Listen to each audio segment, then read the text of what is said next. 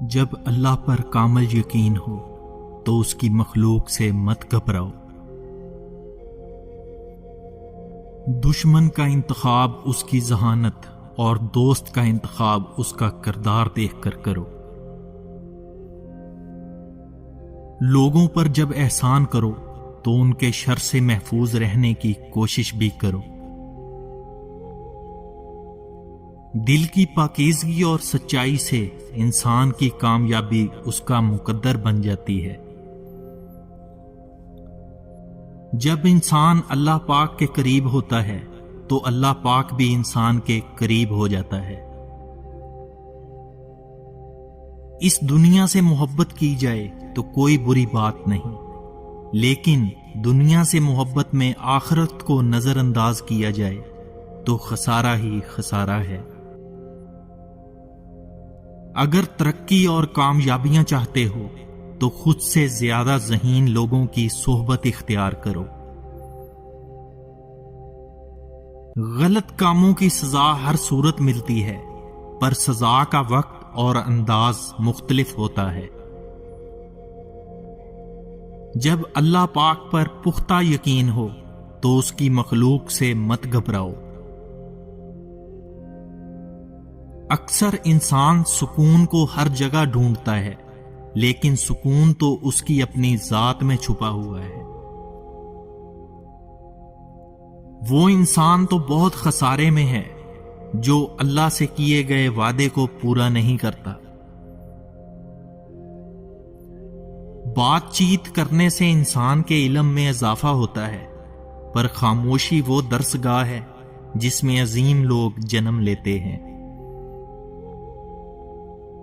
مشکلات اللہ پاک کی طرف سے اشارہ ہوتی ہیں تاکہ انسان لاپرواہی کو چھوڑ کر سنجیدہ ہو جائے۔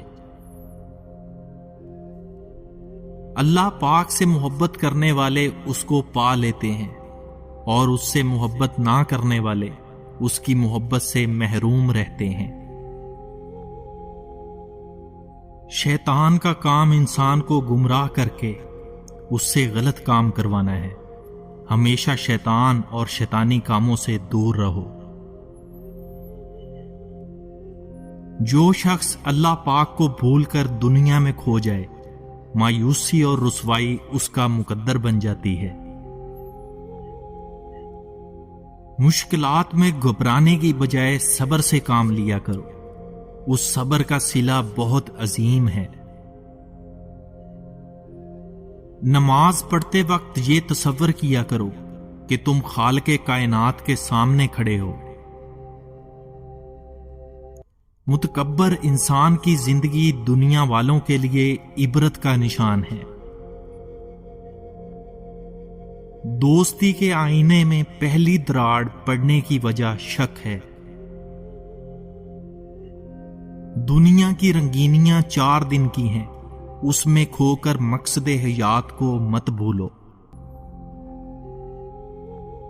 لوگ اکثر آنکھوں اور بینائی کے ہوتے ہوئے بھی سچائی اور حق سے لا علم اور جہالت کے اندھیرے میں گھرے ہوئے ہوتے ہیں۔ انسان اپنے گھر کا بادشاہ ہی ہوتا ہے اگر اس کے فیصلے بادشاہوں والے ہوں۔ اچھی بات کو صرف لکھنے سننے کی حد تک نہ رہو، ان باتوں پر عمل کرو تاکہ عزت اور کامیابی آپ کا مقدر بن جائے۔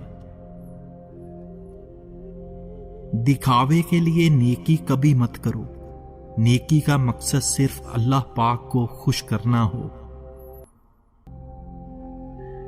جس طرح کے حالات بھی ہوں، اللہ پاک کے شکر گزار رہو، ہر طرح کے حالات میں صبر پر قائم رہو۔